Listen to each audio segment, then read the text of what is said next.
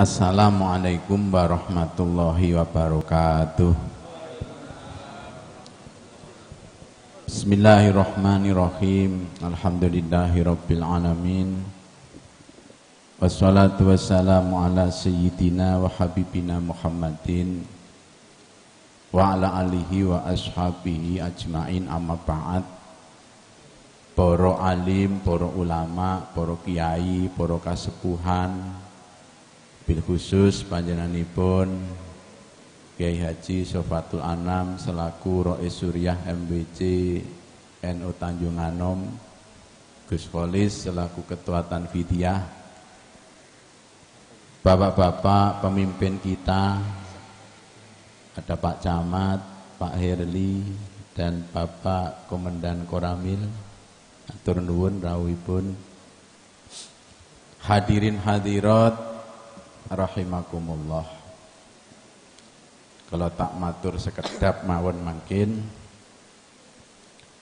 pengetan Hari Santri adalah pengetan memperingati perjuangan kaum santri dalam mempertahankan kedaulatan negara. Peristiwa niki peristiwa yang sangat luar biasa. Kenapa sangat luar biasa? Karena kalau tidak ada resolusi jihad, kalau tidak ada perang rakyat melawan penjajah saat itu, kemerdekaan yang barusan saja kita raih akan hilang. Krana napa? Pasukan sekutu, pasukan Nika yang membonceng pasukan sekutu yang datang ke Indonesia niki punya kekuatan yang luar biasa dibanding kali kekuatan yang dimiliki oleh rakyat Indonesia. Lha pripun mriko pun saged damel bom nuklir sing diceblok nih tenggene Nagasaki kali Hiroshima. Mriko mbeto kapal mabur, persenjataan modern. Indonesia pada saat itu TNI-nya baru lahir, Pak Koramil nggih. TNI-nya baru lahir 1 bulan. Senjatane niki sing diduweki senjata-senjata rombengan, senjata rampasan dari pasukan Jepang. Duwene bambu runcing kali suwuk. Nggih napa nggih? Nggih.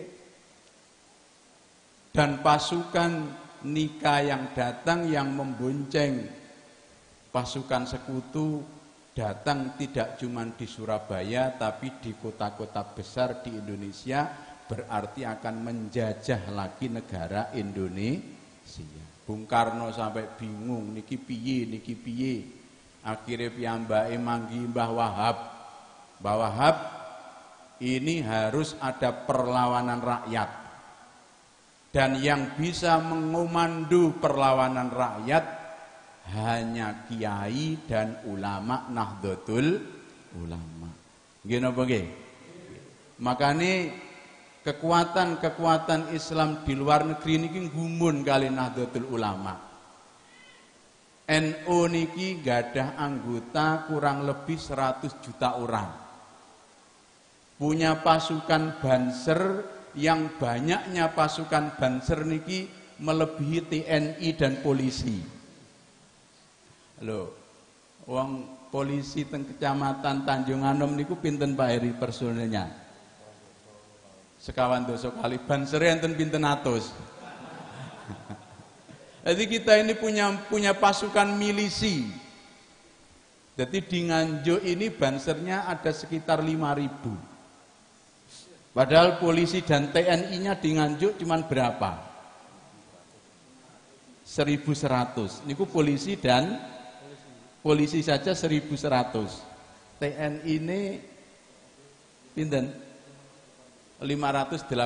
Itu polisi dan TNI cuma 1.500, bansernya ada 5.000. Ini belum pagar Nusa. Dan santri Nahdlatul Ulama niki kalau dikomando dengan kiai niki tidak ada rasa takut, taatnya seperti taatnya TNI dikomando oleh komandan. Gini apa nggih? Tapi kenapa Nahdlatul Ulama tidak berontak di Indonesia?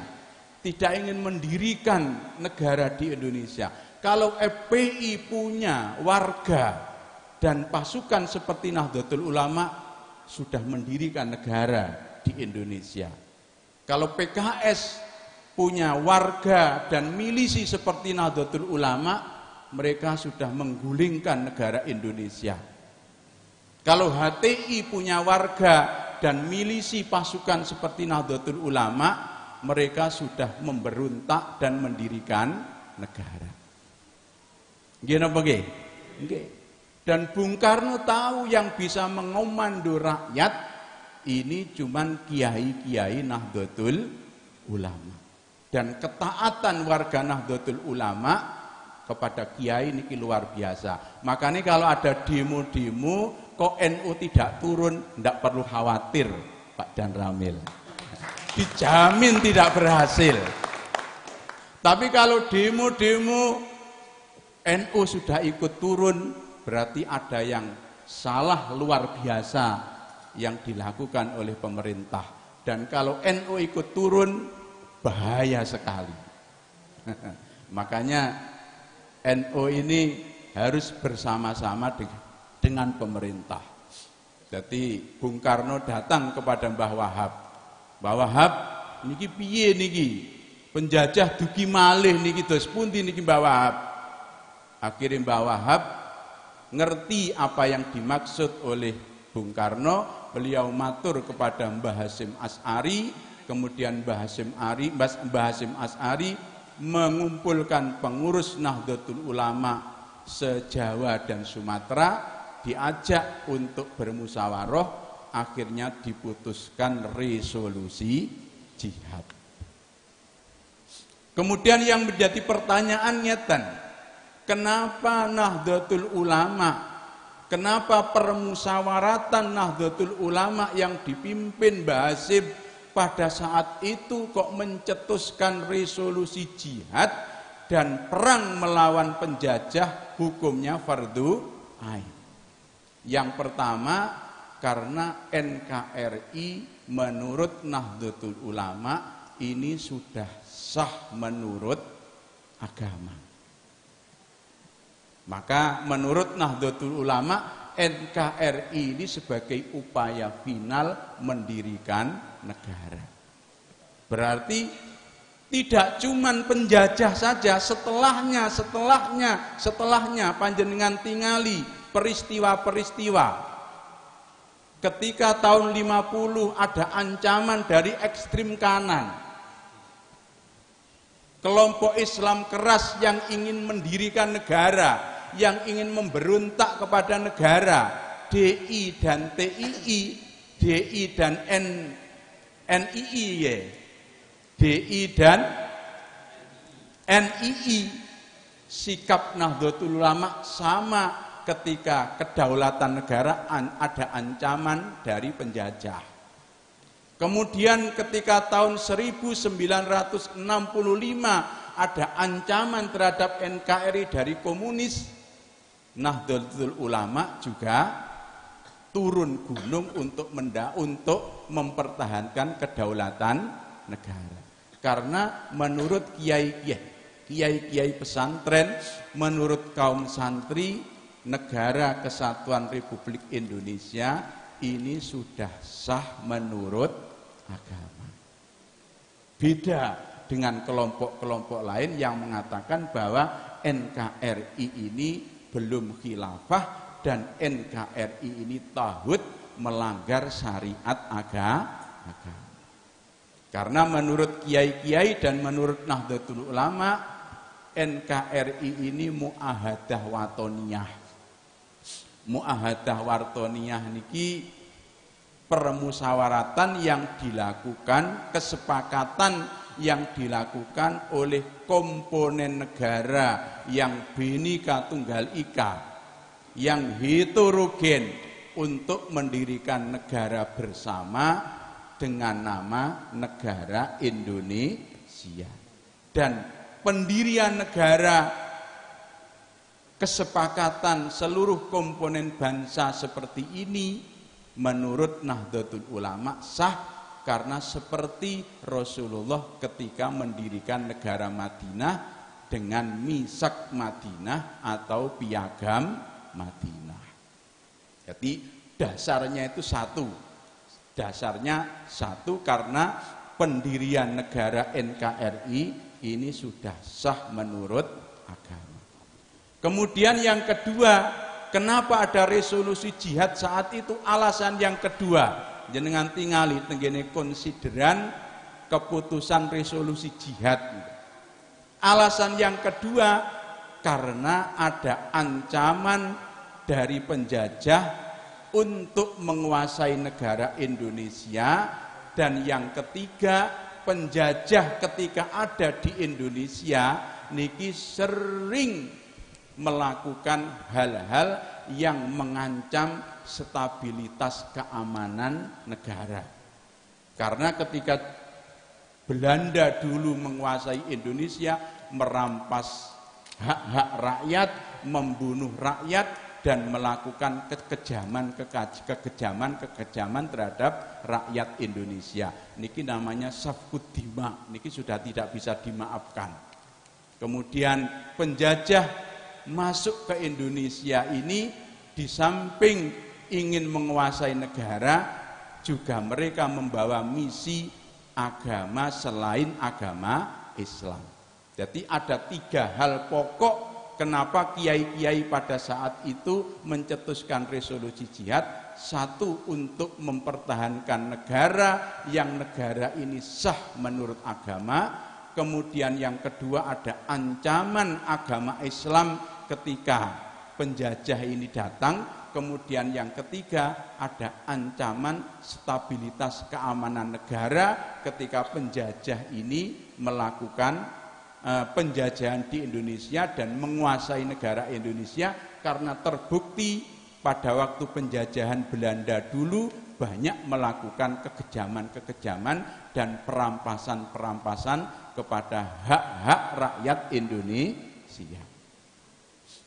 Allahumma sholli ala Muhammad. Para kiai, para bapak-bapak, hadirin hadirat rahimakumullah. Kaum santri sangat paham kapan mereka harus berjihad dan kapan mereka harus menjaga keamanan negara, menjaga kedaulatan negara. Karena apa? Jihad ini hakikatnya adalah daf'ul khirobah, bukan daf'ul kufri. Jadi nek miturut agama jihad niku senes daf'ul kufri, tapi daf'ul khirobah. Ada sebagian ulama yang mengatakan bahwa jihad itu daf'ul kufri, tapi kebanyakan ulama mengatakan jihad itu daf'ul khirobah. Daf'ul khirobah niku napa? Jihad ini untuk mentiadakan kekisruhan dan menciptakan stabilitas keamanan.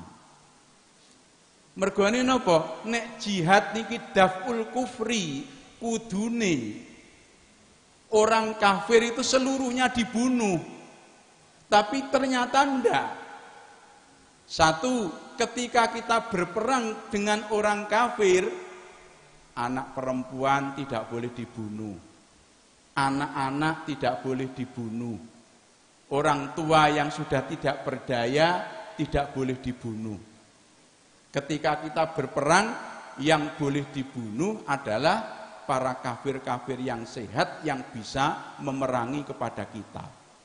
Kemudian bukti yang kedua, orang-orang kafir yang sudah punya perjanjian dengan orang Islam ini juga tidak boleh dibunuh. Berarti jihad ini, jihad qital niki hakikatnya bukan daf'ul kufri, bukan menolak dan memerangi kekufuran, tapi memerangi permungsuhan dan memerangi pertikaian. Niki dibuktikan dengan satu, ketika Rasulullah datang di negeri Madinah, kemudian Rasulullah dakwah dan diterima gegap gempita di Madinah, akhirnya Islam mayoritas di Madinah. Rasulullah berunding dengan kaum Yahudi, dengan kaum Nasrani, dengan kaum Majusi, dengan non-muslim yang ada yang belum mau masuk Islam untuk mendirikan negara bersama. Umpama tujuan daripada jihad ini daf'ul kufri, seharusnya ketika Rasulullah menang di Madinah, niki non-muslim di Madinah dihabisi semua dan ditundung dari negara Madinah, kemudian di Madinah murni dihuni oleh orang-orang Islam. Tapi kenyataannya tidak. Rasulullah justru mendirikan negara bangsa. Kemudian yang kedua, dari 14 peperangan yang dilakukan oleh Rasulullah, ini seluruhnya tidak ada yang agresi. Seluruhnya itu tidak ada yang agresi. Jenengan tingali, perang yang pertama adalah perang Badar. Perang Badar ini terjadi ketika Abu Jahal, Abu Lahab, dan orang-orang kafir menyiapkan bala tentara untuk menyerbu Rasulullah yang ada di Madinah. Setelah ada kabar orang-orang kafir mau menyerbu kepada Rasulullah, baru Rasulullah menyiapkan bala tentara untuk menghadapi serbuan orang kafir. Kemudian yang kedua, panjenengan tingali perang Uhud, sama. Perang Uhud ingatan. Orang-orang kafir ngelumpuk nih bala tentara untuk menyerbu Rasulullah dan orang-orang Islam yang ada di Madinah. Setelahnya mendengar, baru Rasulullah menyiapkan bala tentara untuk menghadapi orang-orang kafir yang ingin menyerbu Rasulullah dan para sahabat. Kemudian terus perang Khandaq, panjenengan tingali. Rasulullah mempertahankan diri di Madinah dengan membentuk parit yang ngupengi seluruh Madinah. Jadi ada pasukan koalisi dari berbagai macam penjuru yang ingin menyerang kota Madinah, Rasulullah dan para sahabat. Padahal Madinah niki namung sekedhik, badhe dipun serbu dari berbagai macam penjuru dan koalisi orang-orang kafir. Akhirnya Rasulullah mengumpulkan para sahabat-sahabat. Niki piye. Salman Al-Farisi punya inisiatif. Salman Al-Farisi punya inisiatif. Niki ngaten Kanjeng Nabi. Awake dhewe niki wonge titik terus dikepung dari berbagai macam penjuru. Niki carane ndamel parit mawon. Jadi kota Madinah niku dipun ubengi parit, gitu. Semuanya pasukan Muslim membawa panah. Ketika orang kafir datang dipanah, terus islep, panah, islep, akhirnya krono entek to nggih. Awake dhewe aman, akhirnya mereka mundur, terus awake dhewe menang. Perang Bani Quraidah akibat daripada pengkhianatan perjanjian. Perang Hudaibiyah juga pengkhianatan perjanjian. Perang Bani Qainuqa juga pengkhianatan perjanjian. Menawi dipun tingali saking sejarah niki sedaya, perang-perang yang dilakukan oleh Rasulullah ini dalam rangka mempertahankan diri dari serbuan orang-orang kafir. Jadi santri niki sangat paham kapan ia harus berjihad dan kapan ia harus mempertahankan kedaulatan negara. Dan mempertahankan kedaulatan negara niki menurut santri niki hukumnya wajib. Nek liyane santri mboten tirose berhala niku napa? Memperbahalakan menyembah negara. mengkultuskan negara tapi mengabaikan agama. Cara wong lintune Nahdlatul Ulama sing enten iki hubbul Islam, sing enten iki hubbu Nabiyina Muhammadin, sing enten iki hubbullah, tapi hubbul waton niki mboten enten. Mila difa'al watoni mboten enten. Mempertahankan tanah kelahiran niki mboten enten. Sarehni golongan-golongan lintune Nahdlatul Ulama niku mboten enten hubbul waton, akhire tenggene negara-negara Timur Tengah niku jenengan tingali. Sedaya niku unine kan jihad Islam, tapi kelompok akhirnya pertarungan piyambak-piyambak. Nek teng mriki kan boten, Nahdlatul Ulama mempertahankan kedaulatan negara demi untuk stabilitas semua rakyat Indonesia. Kayak ngeten niki. Dadi nek awake dhewe niki hubbul waton niki minal iman. Ya, yang punya hubbul waton minal iman niki nggih cuman Nahdlatul Ulama dan kaum santri gitu. Lainnya kaum santri mboten enten hubbul waton minal iman niki mboten enten. Mila santri niki sangat paham apa itu jihad, kapan kita harus berjihad, dan kapan kita harus mempertahankan kedaulatan negara. Tapi santri niki kapanpun enten ancaman terhadap negara, kita akan turun. Nek santri niki nek mudhun medeni gitu. Mergane napa? Duwe japa. Lho jenengan tingali nalikane perang 10 November niku lho nggih. Kapal mabur sing kaya ngoten nika, bom-bom sing kaya ngoten nika nggih to. Canggihe niku lho dipun aturaken sedaya niku lho mboten mempan gitu. Kapan enten jenderale gitu, kapan enten jenderale Inggris sing mati mboten enten. Jenderal niku pengawalan gitu. Pak kapal sek dikawal duwe ajudan gitu. Pak Koramil marang dipun duwe ajudan. Jenderal niku dikupengi kali ajudan, dikupengi kali pasukan elit gitu. Mboten enten jenderal terbunuh niku nek mboten teng Indonesia sing membunuh niku kaum santri lan kiai. Mboten enten perlawanan yang luar biasa sehingga tercatat teng ini sejarah-sejarah baik di Indonesia maupun di barat, perang 10 November niku perang yang sangat dahsyat dan perang yang teraneh di dunia. Nek ngarani niku boten perang gitu. Niku keroyokane bonek Jawa Timur gitu. Mergane no mboten teratur gitu. Mboten teratur gitu. Tapi nggih krana gemblengan sedaya ngeten iki, akhire niki awake dhewe menang. Artinya apa? Artinya awake dhewe sakniki niki le pokok kapan niate niki temenanan bersama-sama dengan para kiai, ndak ada yang tidak bisa kita selesaikan. Cuman sakniki awake dhewe niki greget rukul jihad ngeten niki lho, awake dhewe niki melempem sedaya. Nggih napa nggih? Nggih.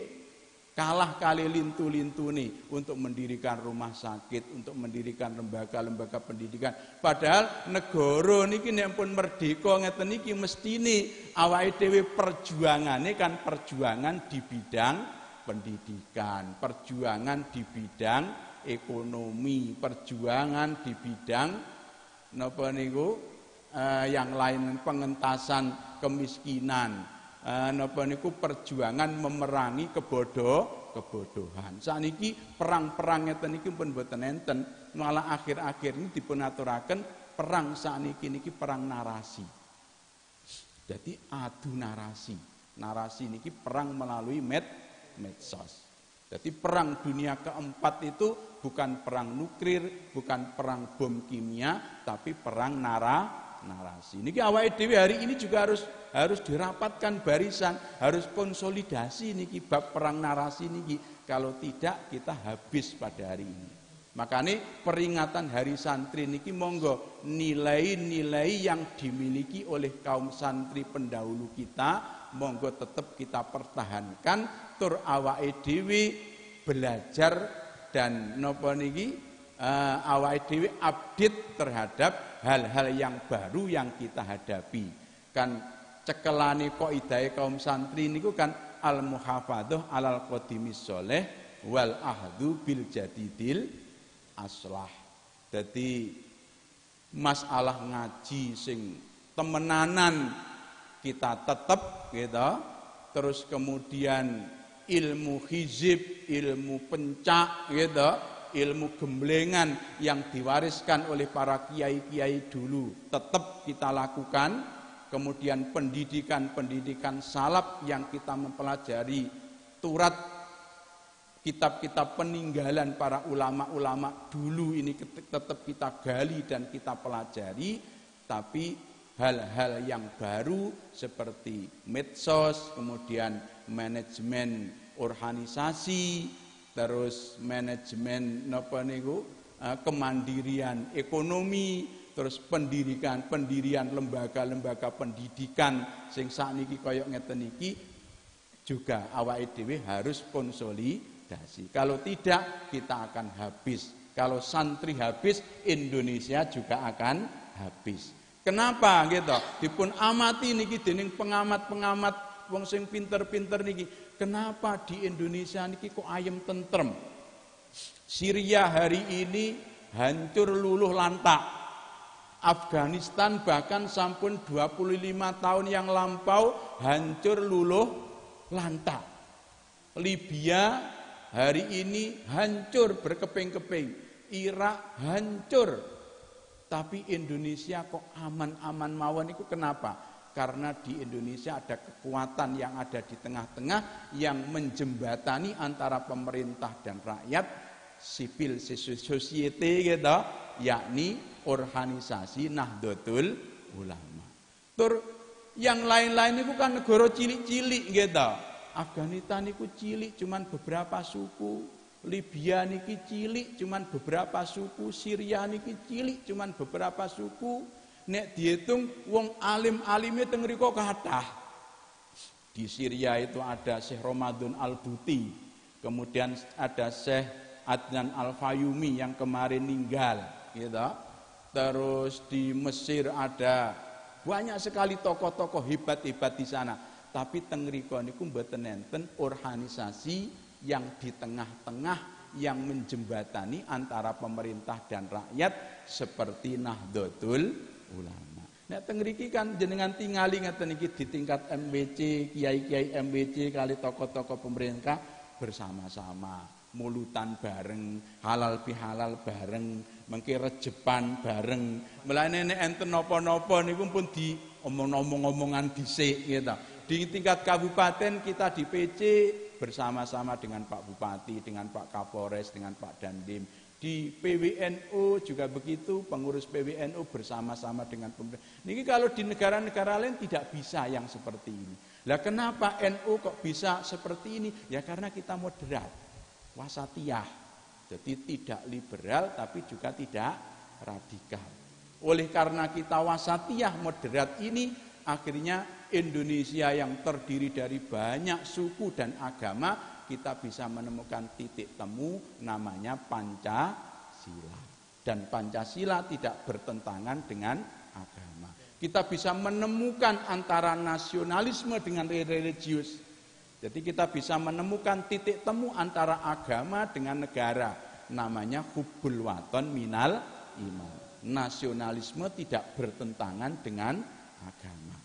Makanya kalau suwun kita panjenengan sedaya ngeten iki sedaya tetap di bawah komando para kiai. Tur kiai ngeten iki setiap ada peristiwa apa saja rujukan dan referensinya niki tetap kitab kuning, tetap turut dan tetap agama. Mergone napa? Enten napa kan dibasil masailnya dhisik gitu. Begitu Londo datang, kemudian Bung Karno datang kepada Mbah Wahab menghubungi Mbah Hasyim Asy'ari, kemudian Mbah Hasyim ngumpul nih PCNU sejawa Sumatera, teng niku kan basil masail. Niki piye niki? Londo teko neh dek karo liya-liyane ngeten niki piye digoleki dasar agamane. Akhirnya resolusi jihad. Resolusi jihad iki dasare agama. Kemudian ketika tahun 49-50 ada pemberontakan DITII. Teng mriki kan ada kelompok Islam kanan sing ingin mendirikan negara Indonesia. Ngeten iki piye ngeten iki awake dhewe bersikap NU dukung pendirian negara Islam napa dukung negara? Kiai-kiai kumpul basul masail. Digoleki referensi agamanya. Ketika Pak Harto memerintahkan gitu, semua ormas harus berazaskan Pancasila, tidak boleh berazas yang lain, azas tunggal.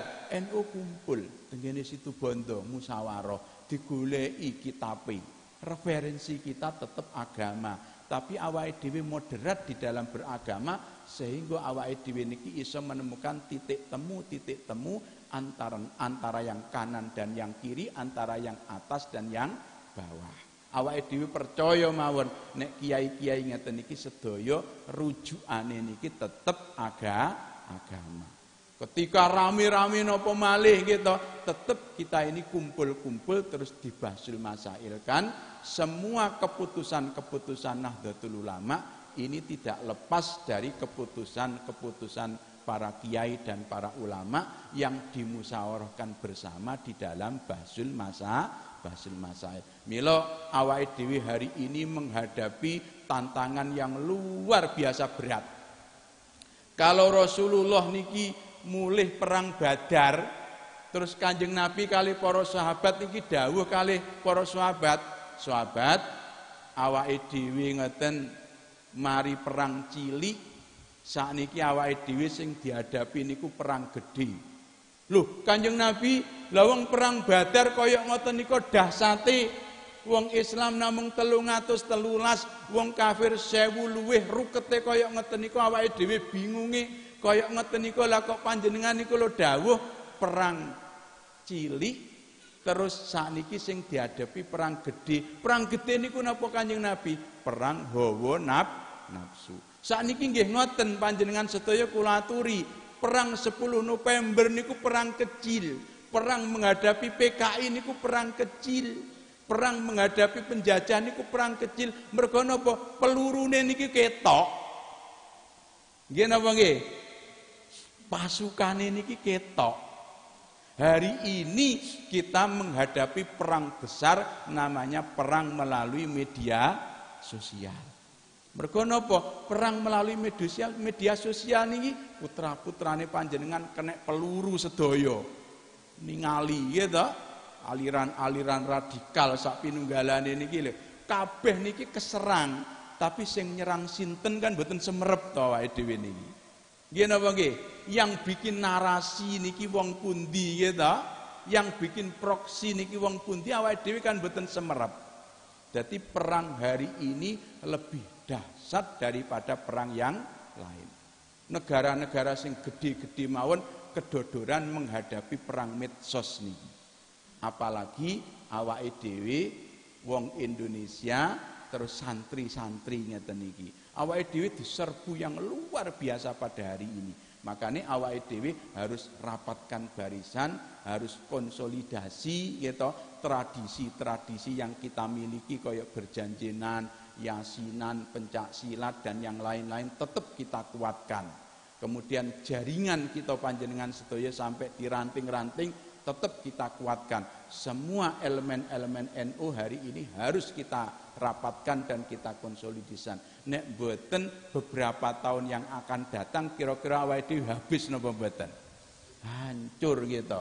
Wong yang diktator seperti Muammar Gaddafi gitu. Muammar Gaddafi niku diktatore kurang kuat kaya napa dibanding pali Pak Harto niku lho sik kuat Muammar Gaddafi.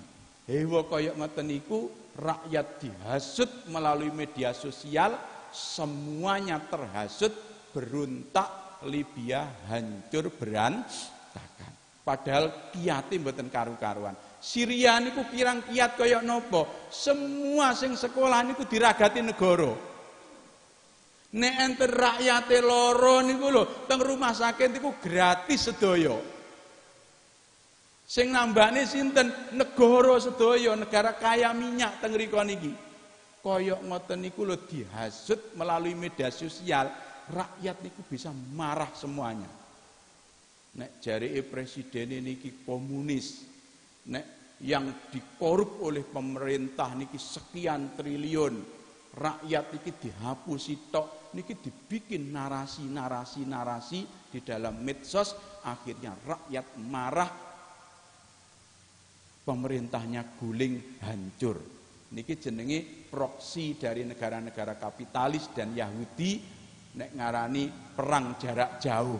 Niki lebih berbahaya dan lebih dahsyat daripada penjajahan zaman dulu. Niki nek awake dhewe mboten rapet, mboten kuat, hancur awake dhewe. Nggih napa nggih? Nggih.